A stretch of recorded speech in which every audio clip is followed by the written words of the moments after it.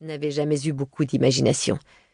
C'était plutôt drôle, étant donné que sa clientèle se composait de sorciers, de loups-garous, de vampires, de lutins, de ghouls et même d'une sirène, songea Kit en montant sur le tabouret pour suspendre l'écriteau. Après tout, les noms simples étaient peut-être plus accrocheurs. Le père de Kit vendait des potions et des poudres, et même sous la table, des objets plus ou moins légaux, or ce n'était pas ce qui amenait toutes ces créatures chez lui. Johnny Rook était au courant de tout ce qui se passait dans le monde obscur de Los Angeles. Il détenait beaucoup d'informations et il était disposé à les partager en échange d'espèces sonnantes et trébuchantes. Kit descendit du tabouret et prit les 2 billets de $50 que son père lui tendait. « Va me faire de la monnaie », dit-il sans le regarder. Il avait sorti son registre rouge de dessous son comptoir, sans doute pour se rappeler qu'il lui devait de l'argent. « Je n'ai pas plus petit », ajouta-t-il à l'intention de son fils. Kit hocha la tête avant de s'éloigner, tout content d'aller faire un tour. La moindre course était un prétexte pour flâner dans les allées.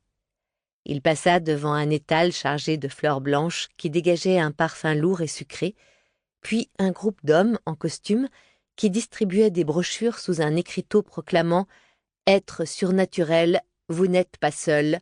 Les disciples du gardien vous invitent à vous inscrire à la loterie de la chance. Laissez la bonne fortune entrer dans votre vie. » Une femme aux lèvres rouges et aux cheveux noirs tenta de lui fourrer une brochure dans les mains. Comme il ne faisait pas mine de la prendre, elle jeta un regard assassin à son père, qui lui répondit par un grand sourire.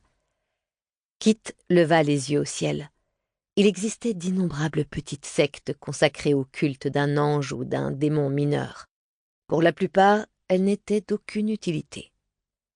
Kit s'arrêta à l'un de ses stands favoris pour acheter un sorbet à la framboise et aux fruits de la passion. Il faisait toujours preuve de prudence. Au marché obscur, on trouvait des boissons et des sucreries mortellement dangereuses, même si personne n'aurait couru le risque d'empoisonner le fils de Johnny Rook. Il savait trop de choses. Cherchiez-lui des noises, et votre secret n'en était plus un. Kit se dirigea vers la sorcière qui vendait des bijoux enchantés. Elle s'était installée dans un coin sur un de ces sarrons bon marché aux couleurs vives que l'on trouvait à Venice Beach. Elle leva les yeux à son approche. « Salut, Wren », lança-t-il. Ce n'était sans doute pas son vrai prénom, mais au marché obscur, tout le monde l'appelait comme ça. « Salut, beau gosse !» Elle se poussa pour le laisser s'asseoir en faisant teinter les bracelets qu'elle portait aux poignets et aux chevilles. « Qu'est-ce qui t'amène dans mon humble demeure ?» Il s'assit par terre près d'elle. Son jean était troué aux genoux. Il aurait bien aimé pouvoir garder l'argent que lui avait remis son père pour s'acheter quelques vêtements neufs. « Mon père voudrait de la monnaie sur 2 billets de 50. »« Chut !» fit-elle en agitant la main dans sa direction. « Il y a des gens ici qui tueraient père et mère pour $100. » « Moi, je ne risque rien, » objecta Kit d'un ton tranquille. « Personne ne me touche, sauf si je le décide, » ajouta-t-il. Il adressa un sourire à 2 promeneurs, un grand et beau garçon avec une mèche blanche dans ses cheveux noirs et une brunette cachée derrière des lunettes de soleil qui passèrent devant lui en l'ignorant. Soudain, Wren se redressa à l'approche d'un couple qui marchait juste derrière eux. Un homme robuste et une femme aux cheveux bruns rassemblés en une longue tresse. « Un bijou porte-bonheur » lança-t-elle d'une voix charmeuse. « J'en ai aussi en or et en cuivre. » La femme finit par lui acheter une bague sertie d'une pierre de lune et s'éloigna en bavardant avec son compagnon. « Comment tu as deviné que c'était des loups-garous » demanda Kit. « Le regard de cette femme » répondit Wren. « Les loups-garous sont des acheteurs compulsifs et leur regard glisse sans s'arrêter sur tout ce qui est en argent. » Elle soupira. « Mes talismans cartonnent depuis cette histoire de meurtre. » « Quelle histoire de meurtre ?» Wren fit la grimace. Un truc de dingue.